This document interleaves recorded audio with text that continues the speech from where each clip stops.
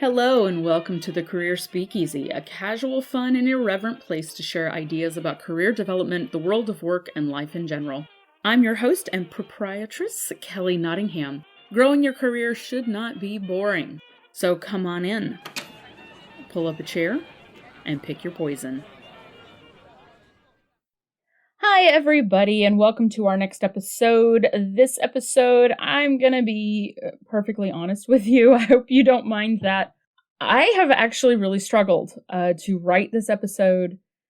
I feel a bit obligated to do this episode, and I'll talk about that in just a second. But this one is going to be a bit more cash because we're talking today about gratitude. It's the time of year to talk about gratitude, and I'm seeing lots of stuff coming out about gratitude right now. It is, just for reference, it is early mid-November here in the US, which means we are getting ready to celebrate our Thanksgiving holiday in a couple of weeks.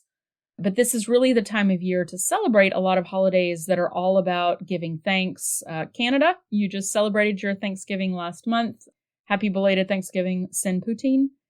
And we have a lot of holidays coming up, religious holidays and secular holidays that are all about gratitude, giving gifts, being receptive to receiving gifts and thanking people for things. And, it's just that sort of generous time of year. And because of that, there's a lot floating around about gratitude. There's also a lot floating out there about practicing gratitude, and I had mixed feelings about putting out an episode about gratitude because I felt like there was already so much out there in the world that I didn't really have a whole lot to add to the conversation. However, when I started researching, digging into my books, starting to look up articles and doing my research about gratitude, the psychology of gratitude and best practices for gratitude and developing a gratitude mindset, I actually felt like I did have something to say. I had a few things to add to the conversation.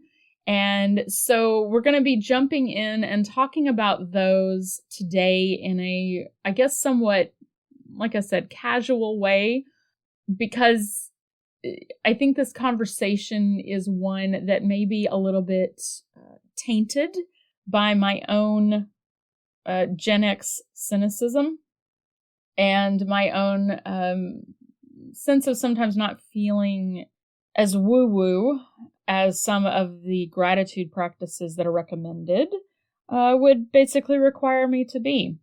So if you are also one of those people that doesn't really quite get gratitude or doesn't quite understand how to build a gratitude practice, this episode is for you. Now, before we get started too far into this, I did want to share a definition of gratitude, just so we're all on the same page. The Harvard Mental Health Letter says, quote, "With gratitude, people acknowledge the goodness in their lives. In the process, people usually recognize that the source of that goodness lies at least partially outside themselves. As a result, gratitude also helps people connect to something larger than themselves as individuals, whether to other people, nature, or a higher power." End quote. So this idea of gratitude as having a feeling of humility or a feeling of wonder and awe about it, to me is one of the things that makes gratitude sometimes a little bit challenging. I think with a lot of folks, we think about gratitude being this very grandiose, philosophical or religious statement, or mental practice, emotional practice, that it's sort of this, I have to light a candle and put out some rose petals and meditate and come up with these big, deep thoughts around gratitude. And that is definitely a possibility. But I will say I personally find that sense of humility, that sense of awe, that sense of wonder isn't necessarily something that we have to have before we can show gratitude. In fact, here's our first deep thought for this episode. I think that the wonder and awe and humility that we are a small piece of a larger system, be that spiritual or life or whatever that may be, I think that comes as an effect of expressing gratitude. If we wait to feel that sense of wonder or that sense of profound awe, we're going to hold ourselves back from being grateful for the simple little things in life. And those simple little things, when we start to look at them, we start to acknowledge them, and we begin to work on our gratitude lens, the way that we look at the world from a perspective of gratitude, that wonder will develop. So if that's been getting in your way, no worries. You don't have to worry about that anymore. You can go ahead and start working on a gratitude practice, and, that sense of wonder will come. Now, the next deep thought that I've had about gratitude is that we have to do gratitude to be grateful. By this, I mean, we actually have to put in some conscious effort. This is why they call it a practice, meaning that we need to do it repeatedly. Now, we've talked in previous episodes about neural pathways in the brain and how our neural pathways are created and broadened and strengthened by repeated thoughts. Gratitude works the same way. So I think this is one of those pieces that sometimes is missed when we see people talk about a gratitude practice and they talk about, I am grateful for blank, blank, blank, blank, blank. A gratitude practice is not about the I am grateful for blank, blank, blank part. The practice is actually about rewiring your brain to a different way of looking at the world and a different way of looking at what happens to you and what happens to other people. It's putting a new lens in front of your mindset and in front of the way that you interact with the world that this practice builds. It builds these neural pathways so that you're always looking for things to be grateful for, things to look at and say, this is a good thing in my life, versus looking at it from a sense of lack, or I am missing things in my life. Now, especially if you have grown up in a very consumerist type of society or culture, we are trained to look for what's missing. This is something that, especially at this time of year, as we begin to ramp up these holidays that are all about gift giving, this is what advertisers prey on, is this idea that you don't have the things that you need to be happy. The vast majority of things are never going to make us happy. I would say everything in that, but there are those basic needs that really provide opportunities for happiness. Security, shelter, food, water, safety. Those are the things that you need to really be able to be happy. So you do need those things. But a lot of the stuff that they're trying to sell us at this time of year is built on this false foundation that somehow those things are going to make us happy. Gratitude is the lens that we can look at the world with that shows us that we can already be happy. We can look at the world and see the goodness happening around us without necessarily getting the new car or the new purse or the new laptop. So as you are thinking about, and as we talk about some different ways to practice gratitude, I want you to keep that in the back of your mind. It's not about the practice, it's about the mindset that we're trying to rewire into our heads. And that's why I say that we have to do gratitude to be grateful. It does require conscious effort and conscious repeated practice. Now, you can say, okay, Kelly, that's all well and good. Gratitude is easy when things are going really well. Yep, absolutely. Gratitude can get really hard when the chips are down. Gratitude can get hard when things don't seem like they're going well. Gratitude can feel hard when you feel pressure, anxiety, stress, frustration, anger, envy. And it can be very hard when life seems unfair, especially to us. So here's our next deep thought of the day. Envy is the enemy of gratitude. Again, we see this with advertisers, especially at this time of year, trying to build a sense of what others have versus what we have. Now, I'm going to be talking in just a few minutes about another deep thought that I had related to others and gratitude, but I just wanted to plant that seed that envy is the enemy of gratitude. If you find yourself feeling envious, that's actually a really good sign that you can be grateful for, that maybe you need to work on your gratitude outlook. So let's talk about some ways that we can do gratitude. Gratitude can be focused on the past, it can be focused on the present, and it can be focused on the future.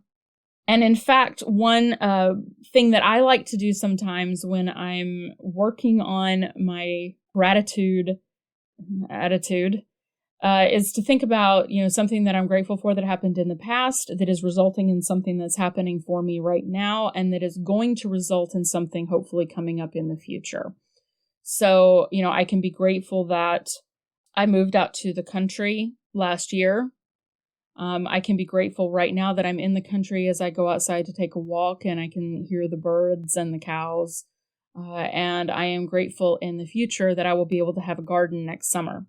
That's a very simple way of thinking about that. Gratitude, and this is our next big thought, gratitude can be both passive or active.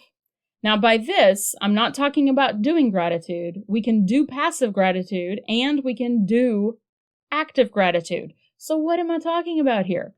Passive gratitude is being grateful for something that is. It's situational.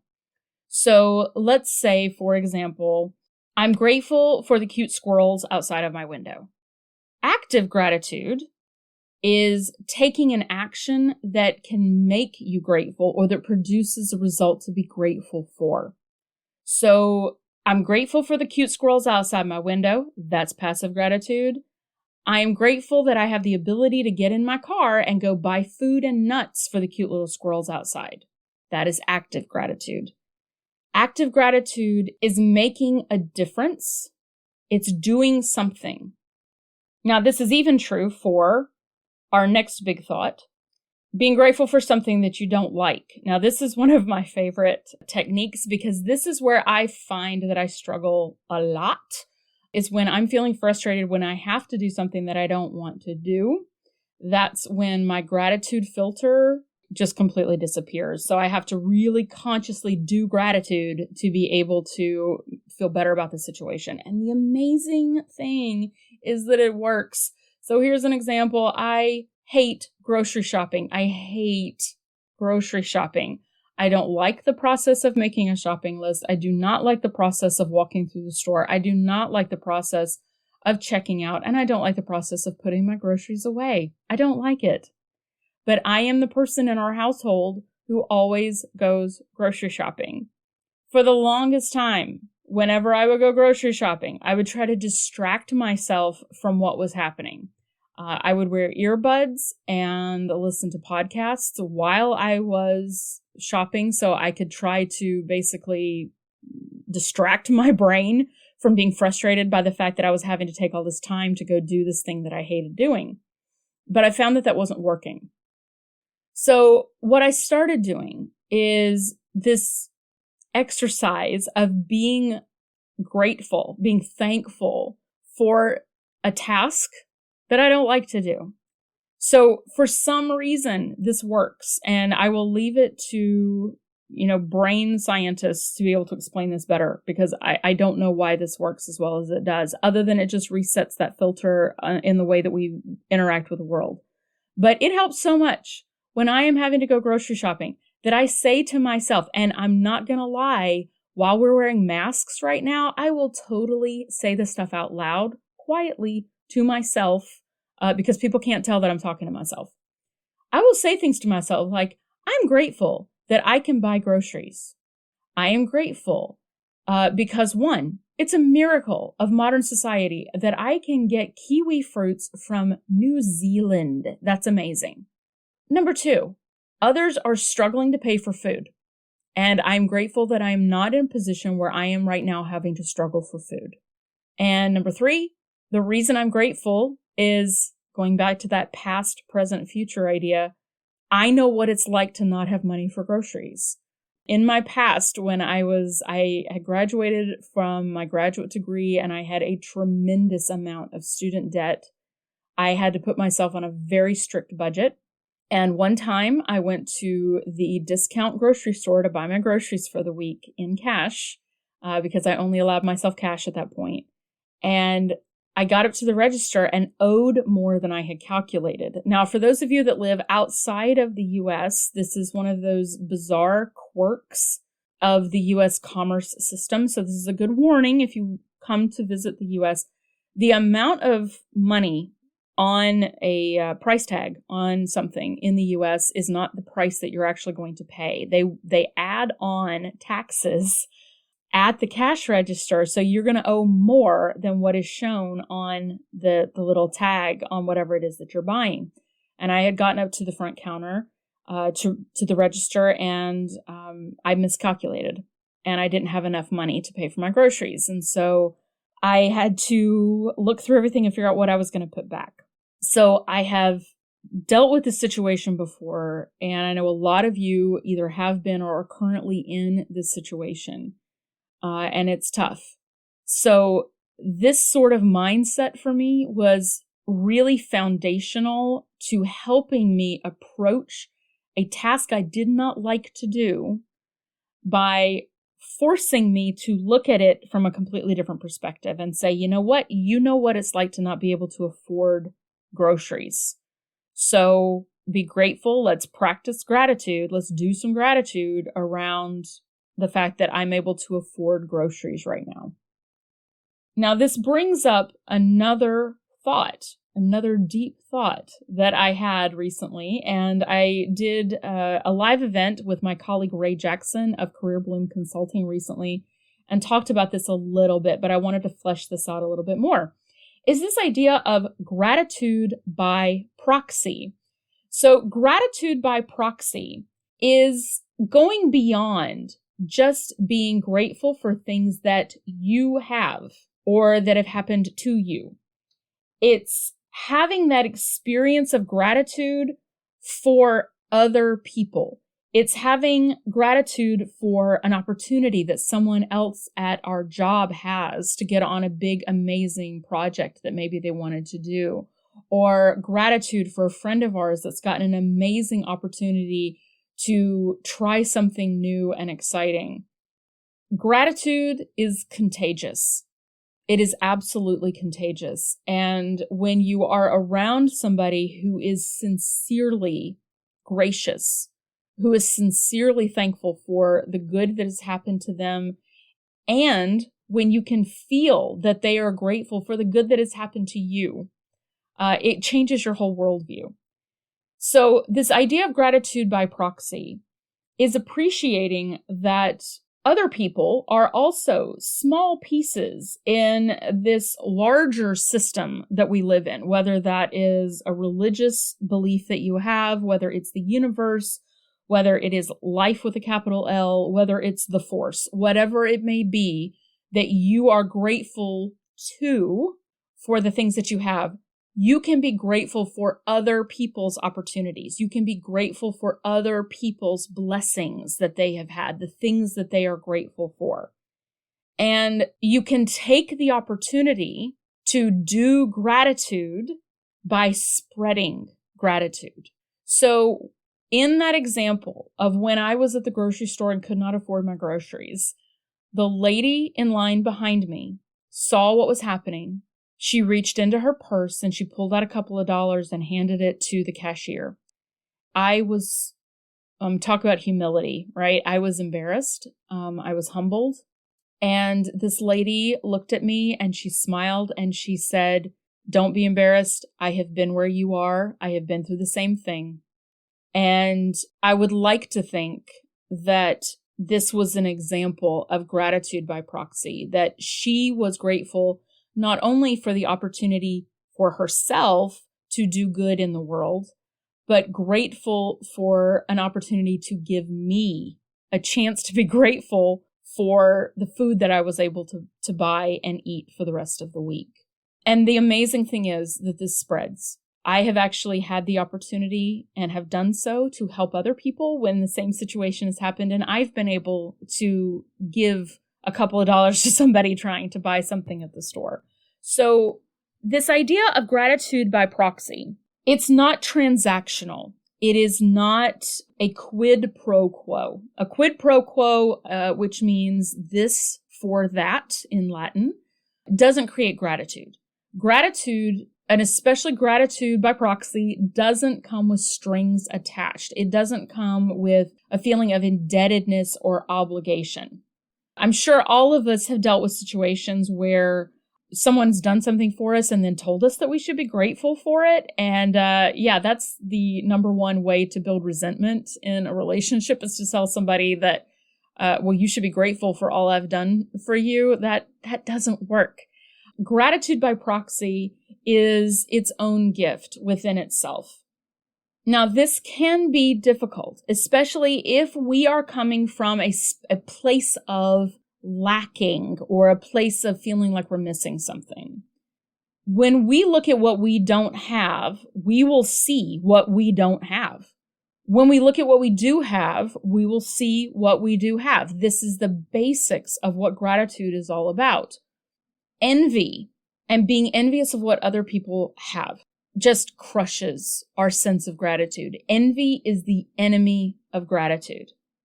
But this, my friends, if you are a competitive person, if you tend toward envy or jealousy, this is a lifelong effort to rewire envy into gratitude by proxy, into feeling grateful for someone else's opportunities. Because there are benefits to this.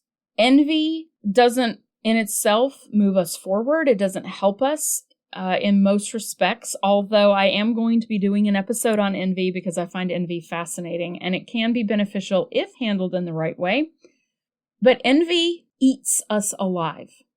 Envy takes us out of that place where we can see that we are a small piece in a larger system because it pits us against other people.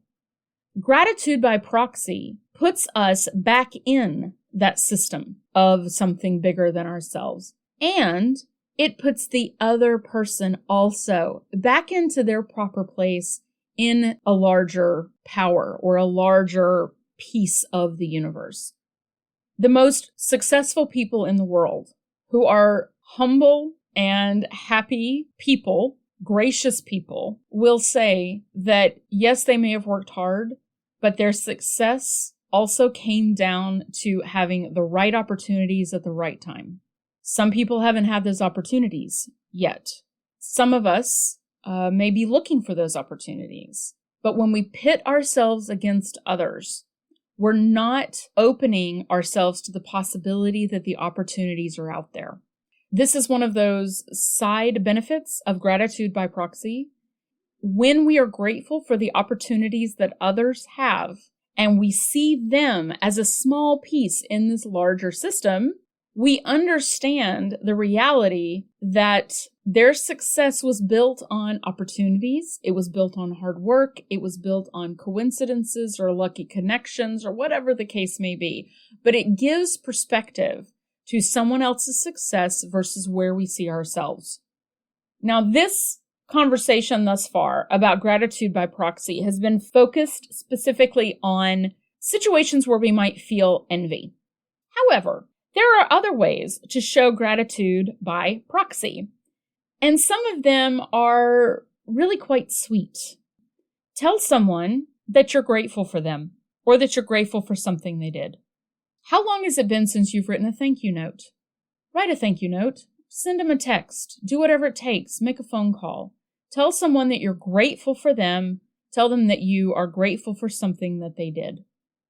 You can take this to an even more active level by finding ways to help someone feel grateful. So an example of this, we'll go back to the grocery store. I can be grateful for the groceries that I can buy for my family. I can also do gratitude by proxy by buying some extra cans of food and donating it to a food bank so that other people have an opportunity to be grateful for something, that other people have some goodness in their life that was brought to them through this larger system. And we, in a sense, are the larger system around them, providing to them that thing that they can be grateful for. This doesn't have to be complicated, but finding ways to help someone else have something to be grateful for, to me, is one of the most powerful pieces of gratitude. Studies have shown, and we know it to be true anecdotally, that we feel better about ourselves and about the world and about other people when we are able to help someone else. Think about opportunities that you have to help someone be grateful. All right, everybody. So we've talked about some different things with gratitude today in this very casual gratitude episode. I'm grateful for all of you for listening as I sort of go off the cuff on topics today that have just been popping into my head quite a bit lately. So now it is time for last call. I have a list of 4 things for us in this last call. The first is to write or say 5 things each morning that you're grateful for. You can use your hand if you need a reminder to count off those 5 things, and these do not have to be deep thoughts. You can also put up a sticky note on your bathroom mirror if you need a reminder. You can stick a little sticky on there that says, "Do gratitude." And these can be very simple things. As you're getting ready to brush your teeth, I'm grateful that I am physically able to brush my teeth. I'm grateful that I have a toothbrush. I'm grateful for running water. I'm grateful that I have a bathroom to brush my teeth in. And I'm grateful that I have teeth to brush. Yeah, doesn't have to be anything complicated. Now, if you are a writer, you can write these down. You can send it to somebody else if you want to share your gratitude with someone else and start a gratitude practice every morning, maybe when you get to work or you get onto your computer, that you email or text handful of things that you're grateful for that day. Send it off to them and they can send it back to you, and you will be amazed at the mindset shift that goes on when you start to really look at the world through that lens. Next on the list is to tell someone this week that you are grateful for them or for something that they did. You can send a note, give them a call, send them a little text message. You get double points if you actually write them a thank you card. How long has it been since you've actually gotten real mail that wasn't a bill or junk? So send somebody a card in the mail or a postcard just to say that you're grateful for them. Next on the list is to take that gratitude by proxy to the next level by finding a way to make someone else feel grateful. We are in the Northern Hemisphere getting ready to go into winter, which means for a lot of people that they may be hungry and colder than normal. Find a charity that you can give something to. Find a neighbor that you can do something for to help them feel grateful. And double points on this one if it's anonymous. Ooh, that's even better. So our last one on the list is to be thankful for a task that you don't like to do or a situation that you do not enjoy. Maybe it is sitting through a certain meeting that you do not enjoy. Maybe it's cleaning up after your dog. Maybe it is paying a particular bill that you just don't enjoy. When you are finding yourself in that moment of frustration or upset or annoyance, take a minute to find one thing about that task or that situation that you can be grateful for. I promise you it is going to change the way you look at things. All right, everyone. I hope that this has been a useful episode for you. I know it has actually been useful for me to work through Because sometimes in these moments of difficulty, this is where, when I'm trying to write something and it's just not working, I get frustrated. And I have to remind myself that I am grateful for an opportunity to share ideas with all of you. If you want to practice some gratitude by proxy and make my day, I would really appreciate if you would leave me a review on your podcast directory of choice. It really helps out the show. You can also sign up for the mailing list, and you can go to the website down in the notes. I am grateful for your time and will respect that and not spam you or do anything crazy like that. So I hope you all have a wonderful rest of your week and have fun going out there and doing some gratitude. Well, thanks for joining me. If you have suggestions, feedback, or just something random you want to share, email me at careerspeakeasy@gmail.com and come visit again soon. Cheers!